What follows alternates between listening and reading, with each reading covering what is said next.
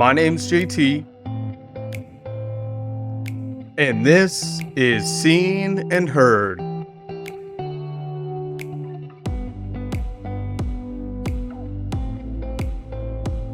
Hey guys, welcome to the podcast. This is Seen and Heard, the place where we can't help but tell others of what we have seen and heard God do in our lives and in the lives of those around us. On today's show, I'm going to share with you a tool that we call the 15-second testimony. I'll even walk through a few examples with you and different scenarios that might be helpful. And last, I'm going to challenge you to share that 15-second testimony this week, and we'll get more into the details in a moment. But first, let's jump into the show. Has anybody ever asked you to share your testimony and you kind of give them that blank stare? Like, where do I even start? What are you actually asking for right now?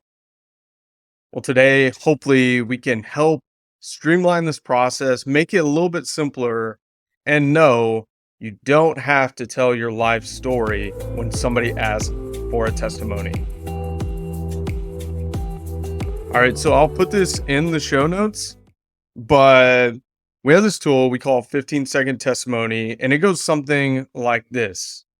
There was once a time in my life when I felt depressed and all alone. I had a friend tell me about Jesus. I decided to trust and follow him. And he has shown me that I'm not alone, that he's always with me, and he's brought this peace in my heart. Do you have a story like that? All right, guys, so let's go ahead and break that down real quick. The very first part is we're going to look back.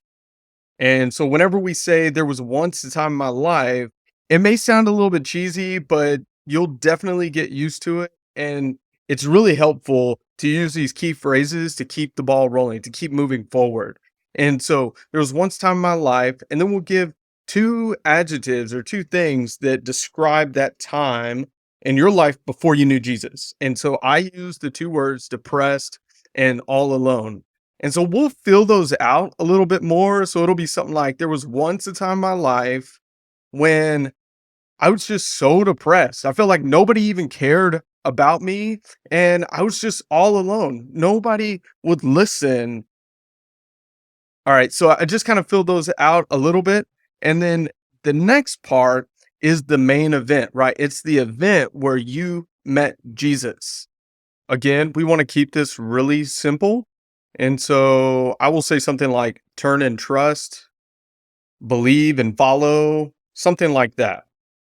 So then it would sound something like this. And then I had a friend tell me about Jesus, and it was there that I decided to turn and trust him. All right, now we're looking into the present and our experience of life since we've met Jesus. Okay, so we would typically use two adjectives that are the counter to the first two. So if I said depressed, I might say full of joy or hopeful.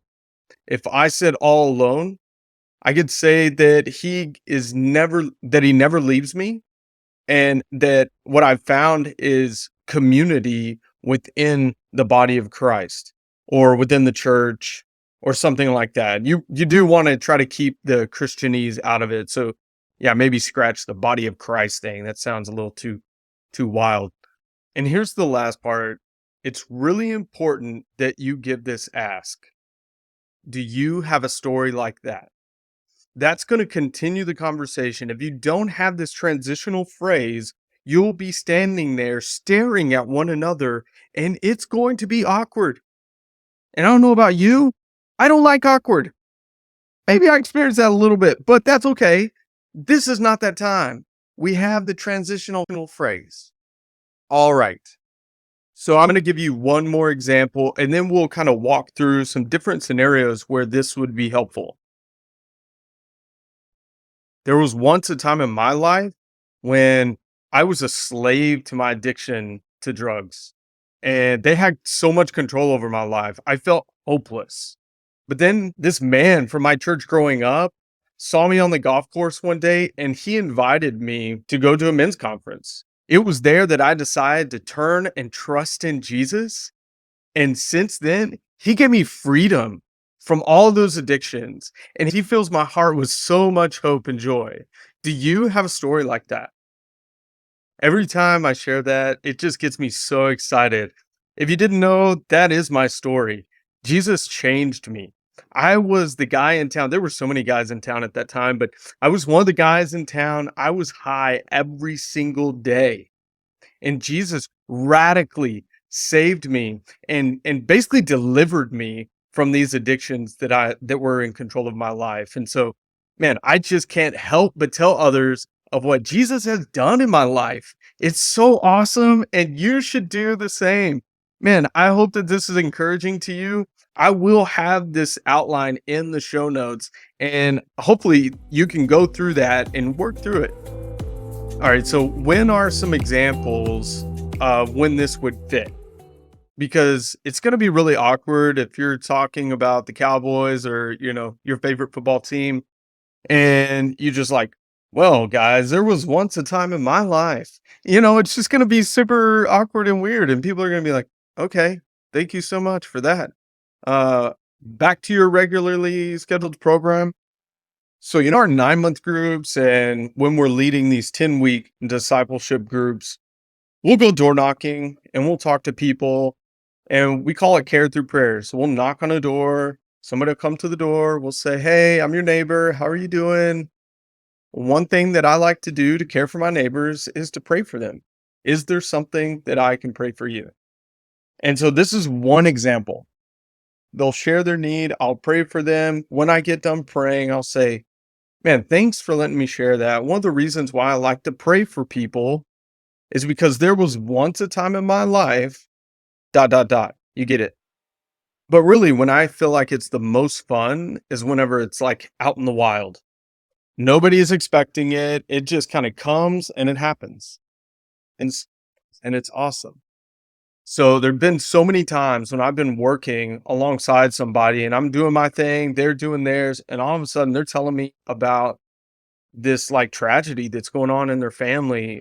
At that time, I'll usually change up the 15-second testimony a little bit and say something like, "Yeah, I know that whenever I feel super hopeless and I don't know what to do because everything just looks so bad, I'll read the Bible." And there's this passage in Philippians that says to not worry and to give all my concerns, all my anxieties to Jesus, and that the peace of God that doesn't make sense to everybody else will rest on me. Do you have a story like that? So I just want to encourage you. Yes, we use tools. Just like last time, I shared with you the Discovery Bible Study method, and now we're talking about the 15-second testimony. And these are tools that have been used by many people, and they found them to be helpful and effective. But understand, when you use a 15-second testimony, it's not rigid. You make it your own. Just know that there's a before Jesus, and there's Jesus interacting and changing everything, and then there is life after Jesus. And we're trying to point to the hope that we have in him. Yeah, so make it your own, have fun with it. All right, so I started this practice a couple years back when God would do something amazing in my life. And I know that he does amazing things every day that I'm not aware of and I don't see. But whenever I do see them, I really feel like we have a responsibility to his faithfulness and to point things back to him to tell others about it. And so when God does this miracle in my life and I don't actually tell somebody about it, it feels like I'm hoarding the blessing, or I'm not pointing to Jesus and giving him the glory to make him more glorious to those people around me. So whether it's when you came to faith and telling that story, or a miracle that God's done in your life more recently, we need to be faithful to him in telling others what he has done in our life, to be faithful to share with others what we have seen and heard.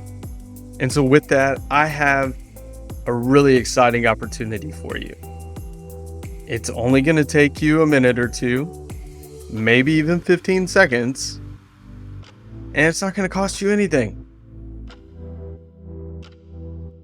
I have a link where you can record yourself sharing your 15-second testimony, or a little bit more built out version. The recording will allow for 1.5 minutes. Guys, how encouraged would you be if you just heard for 15 minutes straight a bunch of random people to you, right? You might not know them, sharing what Jesus has been doing in their lives. Wouldn't that be so awesome? For just one after the other after the other. Jesus did this. I was like that. And then Jesus, and man, he's redeemed me from that. Wouldn't that be so fun? Wouldn't you want to listen to that over and over? I know I would. And so other people want to as well. They want to hear that. And so in order for them to hear that, I need you to share that.